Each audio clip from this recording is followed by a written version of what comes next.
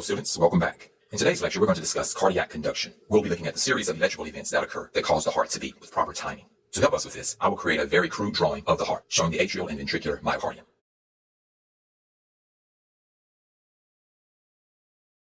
Shaded in orange, we have our atrial myocardium, and shaded in yellow, we have the ventricular myocardium. In terms of your understanding, the most important component in this lecture is the structure shaded as a burgundy color. This structure blocks the conduction of the electrical signal between the atria and the ventricles. Although it is shown here as one single structure, it is actually a collection of structures. Among other structures, it comprises the fibrous skeleton of the heart, the tricuspid valve, and the bicuspid valve. First, this feature prevents conduction of the electrical signal from the atrial to the ventricular myocardia. We will identify three structures of this feature: the fibrous skeleton, the tricuspid valve, and the bicuspid valve. The purpose of this feature is to allow the atrial myocardium to contract independently of the ventricular myocardium. As I've indicated, the atrial myocardium is shown as an orange color, and the ventricular myocardium is shown as a yellow color. Due to limited space, I won't label these. This feature of the heart is known as the atrioventricular septum. Cardiac muscles differ from skeletal muscles. In order for a skeletal muscle to contract, there must be a stimulus from the central and/or peripheral nervous system. Conversely, cardiac muscles contract spontaneously at regular time intervals. For this reason, the heart is said to be autorhythmic. There must be some internal structure within the heart that initiates this signal. There's a specialized patch of myocytes found in the right atrium. This specialized patch of myocytes initiates the signal, and the electrical impulse is propagated throughout the atria. This electrical signal propagates throughout the atria, but is blocked by the atrioventricular septum. The structure shown here initiates the heartbeat. It is a specialized patch of myocytes. It is found within the right atrium. It is known as the pacemaker of the heart. This structure is the sinoatrial node, or the SA node. And shown here is the sinoatrial node.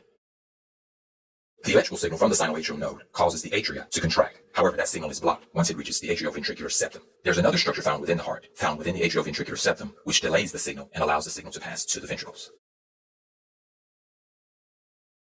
The structure here transmits and delays the electrical signal through the atrioventricular septum. This delay is what allows time for the atria to finish contracting to fill the ventricles before they contract. This structure is also known as the electrical gateway to the ventricles. This structure is known as the atrioventricular node, or the AV node.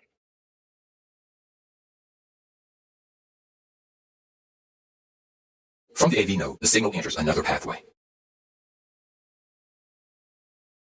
The feature here is a pathway by which the signal leaves the AV node. The alternate name for this structure is the bundle of His. This structure is known as the atrioventricular bundle. Shown here is the atrioventricular bundle. The electrical signal then passes into nerve-like processes traveling down the interventricular septum. These are nerve-like processes forking from the AV bundle, which enter the interventricular septum.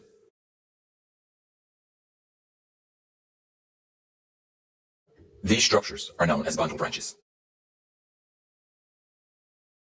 The final structure that the electrical signal passes through is an elaborate network of nerve-like processes that extend from the bundle branches.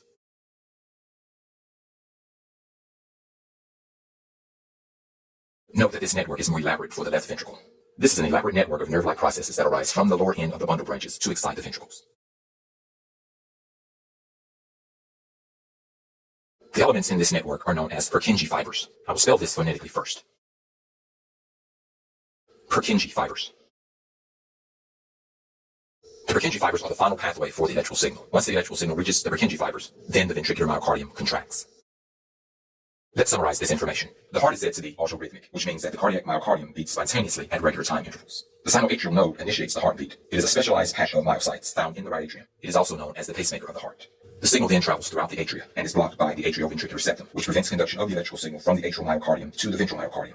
It comprises a number of structures, including the tricuspid valve, the bicuspid valve, and the fibrous skeleton. The signal to the ventricle is delayed through the atrioventricular node, or the AV node. It transmits and delays the signal through the AV septum. It is also known as the electrical gateway to the ventricles. From the AV node, the signal passes to the AV bundle, or the bundle of His. From the bundle of His, the signal travels into the bundle branches. These are nerve-like processes forking from the AV bundle, which enter the interventricular septum. Finally, the signal passes into the Purkinje fibers, which is an elaborate network of nerve-like processes that arise from the bundle branches to excite the ventricles. And so this concludes our discussion of the cardiac conduction system, and it also completes this lecture. I hope that you've learned a lot.